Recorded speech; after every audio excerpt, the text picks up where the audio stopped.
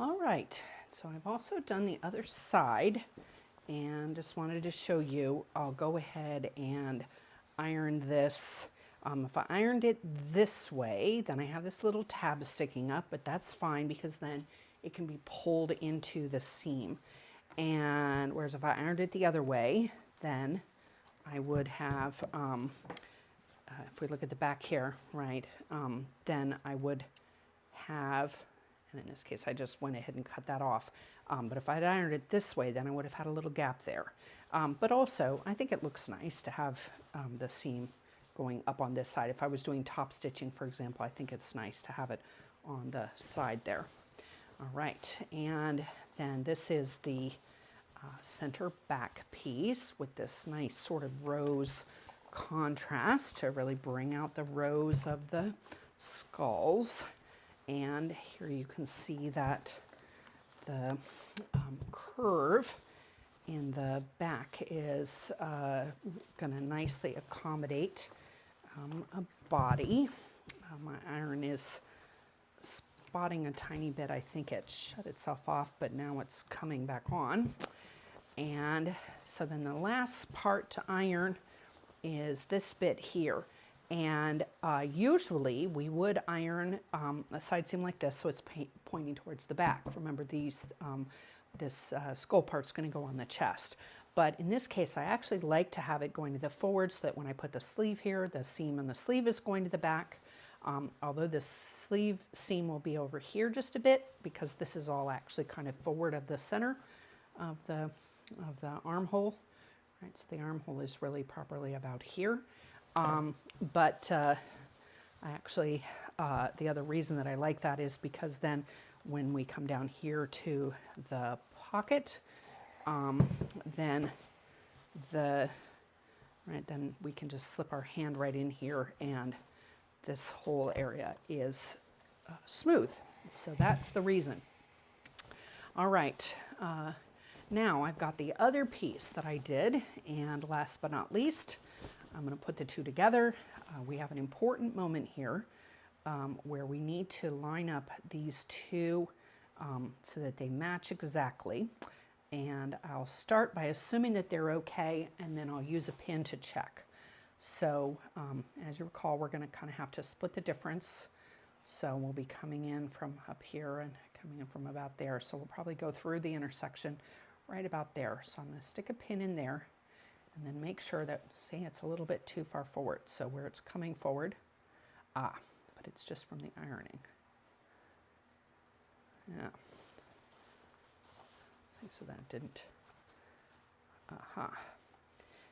actually, I am going to go ahead and stitch that. You see that there's this darkness there? That's from that tape I tried. So I'm going to go ahead and restitch that. I'll be back in a second. All right, I don't know if I explained that properly, but I used an adhesive iron-on tape to put these two pieces together so that I didn't have pins in my luggage when I was traveling, because I pieced this while I was at my vacation home, and I did it right before we left, and because I was so excited about having purchased this fabric at Fabric Essentials in Concordia, Kansas, a couple of days before we left. All right, so remember, I'm kind of looking at that and thinking about the seam allowance there, and so I got that right on my new set of stitches, and so then that means that when we go through that intersection, those two lines will be pointing at each other. And then we'll go ahead and match everything else up, but we've got to get that matched first because that's the crucial. And you'll notice that I have this contrast right there, and part of that is to sort of break up the monotony of having one half be one color and the other half be the other color. But also part of it is just visual evidence. Look, I made this myself, right? A design. This was my design, my ideas. This was not planned by a stranger in another country in order to maximize efficiency. This was planned by me in order to maximize my enjoyment. And so then I'll stitch this, and as a matter of fact, because this right here is selvage on both sides, I'll only have to serge it from here up. So I could, in fact, serge these two separately, right? And then press this open, and that's what I might end up doing. Great, and so now you can see that if I hadn't pieced it, I would have had the selvage naturally, but in this case I did piece it in order to create this kind of rose wing effect here, which I really like.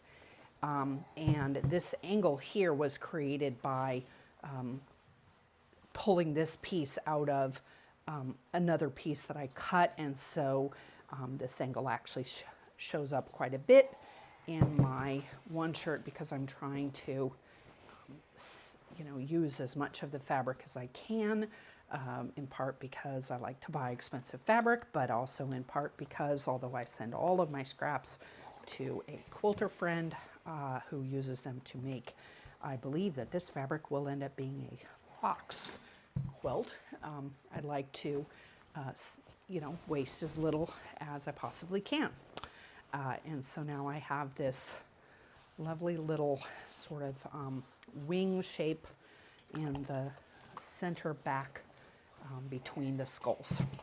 So the next activity will be to place the binding around the neckline, and so we'll do that another time.